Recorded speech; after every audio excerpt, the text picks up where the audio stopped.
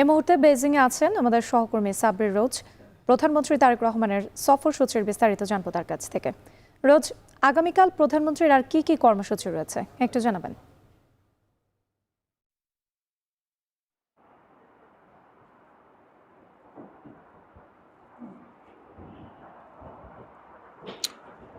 রাত্রি কাল প্রধানমন্ত্রীর চীনে চতুর্থ দিনের সফর। এর মধ্যে তিনি 3 দিনের কর্মসূচি শেষ করেছেন।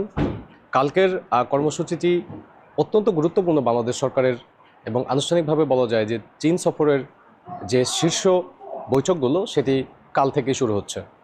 কালকে সকালে প্রধানমন্ত্রী চীনের শীর্ষ কিছু ব্যবসায়ীদের সাথে বসবেন, এবং যারা বিনিয়োগকারী রয়েছেন, মূলত চীন কিন্তু সারা বিশ্বে বিনিয়োগের দিক থেকে অনেকটা এগিয়ে। এরকম একটি উন্নত রাষ্ট্রের যারা বিনিয়োগকারী রয়েছে এবং যারা শীর্ষ প্রতিষ্ঠানের কর্ণধার রয়েছেন, তাদের নিয়েই প্রধানমন্ত্রী কাল বসবেন। এবং এই বেশ কিছু কলনের পরে প্রধানমন্ত্রী কিন্তু চীনের যে প্রধানমন্ত্রী রয়েছে লি কিয়াং, তার আমন্ত্রণে নৈশভোজে যাবেন, এবং একান্ত একটি বৈঠক রয়েছে।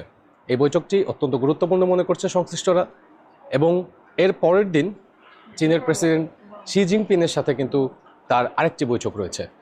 মূলত এই বৈঠকগুলোর উদ্দেশ্য হচ্ছে যে বাংলাদেশে বিনিয়োগ খাতটি বাড়ানো, এবং এখন যে বাংলাদেশে একটি বিনিয়োগের পরিবেশ রয়েছে সেই বিষয়টি তিনি কিন্তু সবাইকে বলছেন। এবং এই চীনের সরকারের কাছ থেকে আমাদের যে সকল মেগা প্রকল্প রয়েছে, যা সরকারের পরিকল্পনা অনুযায়ী আমরা দেখেছি তারা নির্বাচিত হওয়ার পরে বলেছে, যেমন পদ্মা ব্যারেজ, তিস্তা মহাপরিকল্পনা, মংলা পোর্ট থেকে শুরু করে আরও বেশ কিছু যুগান্তকারী যে সকল উন্নয়ন অবকাঠামোগত বিএনপি সরকারের পরিকল্পনা রয়েছে সেই বিষয়গুলোকে তারা বিশদ আলোচনা করবেন।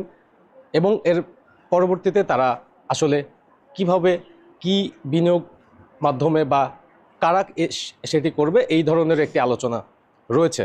এছাড়া তার কিছু রাজনৈতিক বিষয় রয়েছে, যেহেতু একটি নতুন সরকার, সেই জায়গা থেকে চীনের কমিউনিস্ট পার্টির সাথে বসবেন, এবং আরও চীনের অন্যান্য দল যারা রয়েছে তাদের শীর্ষ পর্যায়ের নেতৃবৃন্দের সাথে তারেক রহমানের বেশ কিছু কলম রয়েছে।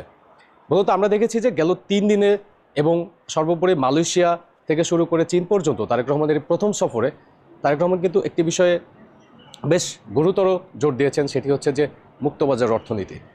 বাংলাদেশ মুক্তবাজার অর্থনীতির একটি কর্ণধার হতে চায়, এবং সেই জায়গা থেকে তারেক রহমান কিন্তু বারবারই শীর্ষস্থানীয় এসব দেশের বা বিশ্ব নেতাদেরকে কিন্তু সেই মেসেজটি দিচ্ছেন যে বাংলাদেশে আসলে বিনিয়োগের পরিবেশ রয়েছে, এবং বাংলাদেশও যে এসডিজি গোল রয়েছে সেই গোলগুলো পূরণ করতে চান। এবং এর পাশাপাশি তিনি কিন্তু বলেছেন যে নবায়নযোগ্য জ্বালানি ব্যবহার সহ বৃক্ষরোপণ সহ নানা ইস্যু রয়েছে।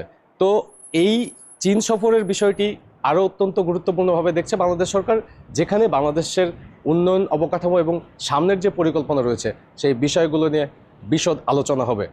এখন তারেক রহমান বেজিংয়ে আছেন, এবং তিনি একটি রাষ্ট্রীয় অতিথি ভবনে সস্ত্রীক সেখানে অবস্থান করছেন।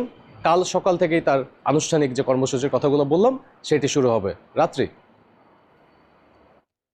প্রধানমন্ত্রী তারেক রহমানের সফরসূচির বিস্তারিত জানাতে বেইজিং থেকে যুক্ত ছিলেন সাবরির রোজ।